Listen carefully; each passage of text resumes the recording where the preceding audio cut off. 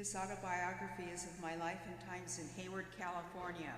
I was born in Hayward Hospital on June 1st, 1943.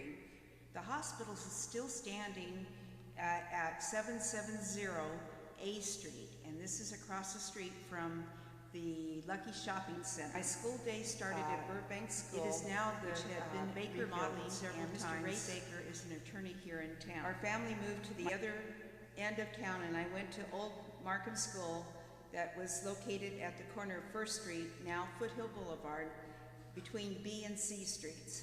Today, this site is under construction for Hayward's new theater complex. In the past, the site was a shopping center with Grant's department store and other small stores and Lucky's grocery store. It was torn down so a larger Lucky and parking lot could be built on the site. Old Markham School was named for Edwin Markham, the poet and former principal, in 1928. Other early names for the school built in 1905 were Hayward Grammar School and the B Street School. Some things that made that school special were the tall palm trees that lined the entrance from B Street to the front doors of the building. Also, the slide on the building that would be used in case of fire. I remember during fire drills in kindergarten, we used to climb up on the table and out the windows. When the new Markham was built on Ward Street and it was ready to open, all the students from the school walked to the new school to see our new classrooms. We were served milk and cookies. The next school I attended was Bret Hart Junior High School on E Street. The school had been remodeled for the most part when I attended the school. While at Bret Hart School, I had my first opportunity to work in the library. And from that time on, library work was very special to me, and I made it my career. I always enjoyed the variety of library jobs that were offered. Hayward High was located on Foothill Boulevard. The school was voted one of the most beautiful schools in America. A picture of the school hung in the education building in Washington, D.C. The school had Grecian columns in front of the two main buildings. Hayward High was the only high school in Hayward in the mid-50s. Hayward and the surrounding area was growing, and the need for more high schools was met with additional schools being built.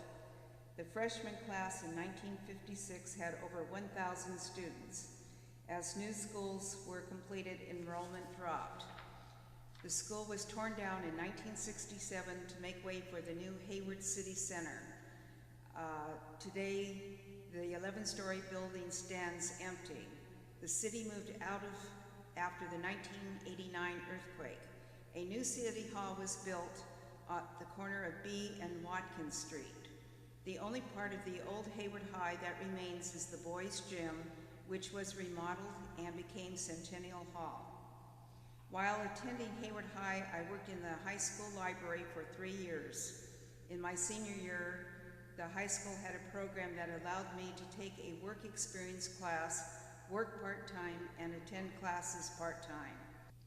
It was at this time I was hired as a library page for the City of Hayward Public Library. My starting pay at the library was $1.24 an hour.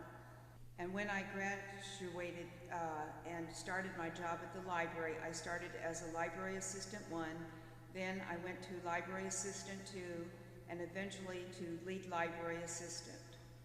I was awarded the Heart of the Bay Service Award. It is an award the City of Hayward gives out to employees who go above and beyond.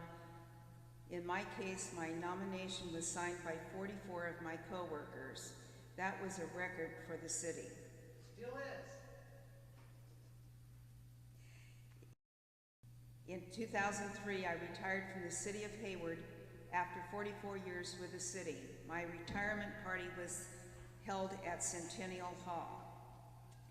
In 1977, I started as a docent volunteer at McConaughey House on Hesperian Boulevard. The house is owned by the Hayward Area Recreation and maintained by Hayward Area Historical Society.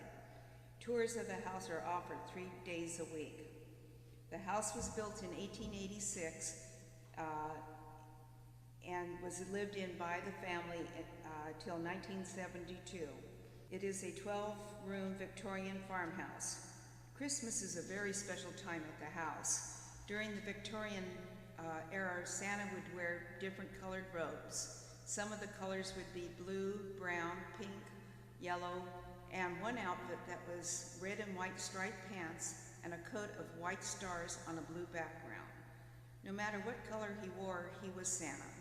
They used to use a recycled Christmas tree, which was made from a Christmas tree that was used, and then all the needles would be stripped from the branches and the tree would be wrapped in cotton. You would save this tree year to year in your barn and bring it out to decorate at Christmas time. Another thing the Victorians did was that they told ghost stories during the Christmas holiday. Other duties I've had with the Historical Society were assistant editor of the Adobe Trails newsletter. This involved preparing the newsletter for mailing 4 times a year. A group of volunteers would help with this project. I was also the treasurer of the Historical Society and a member of the board of directors. The Hayward Area Historical Society is located on the corner of Main Street and C.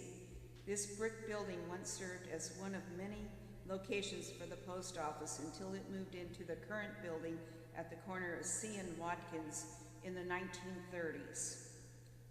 The First Presbyterian Church on B Street was one of the first churches I attended as a child.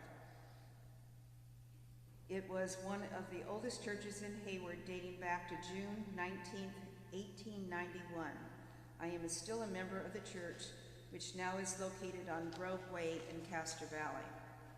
Another event that took place in town was the Pep Parade, which was held in the downtown area and would start at Old Markham School in the early days. In later years, the parade would start at Bret Hart Junior High School on the field in front of the school.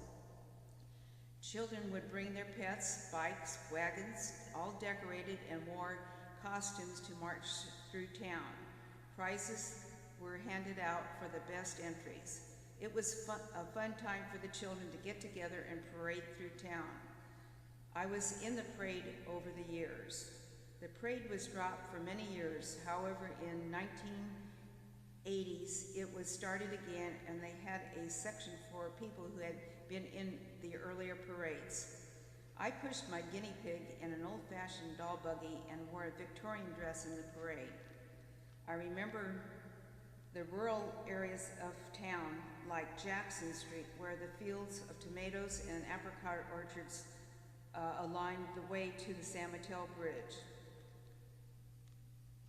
The shopping areas of Hayward changed over the years. When I was a young child, B Street was the main shopping area with drugstores, pennies, banks, bakeries in town. Then the strip was built on Foothill Boulevard, and places like Carl's Shoes, Smith's, Grodin's, Goldman's were part of the new shopping era. JCPenney moved to the Foothill Boulevard, and Capitals was added in 1957 across the street from the Hayward High School. Next, Sears built a large store off of Winton Avenue, and this was the start of Southland Mall. At this point, many of the stores from the strip moved to the mall, leaving downtown struggling. A couple of highlights in my life were riding in the Goodyear blimp and flying over the Oakland area, also going under the bay in the BART tube on a work train. Once under the bay, I walked through part of the tube. I have traveled through 49 of the 50 states, with North Dakota the only state I haven't visited at this time.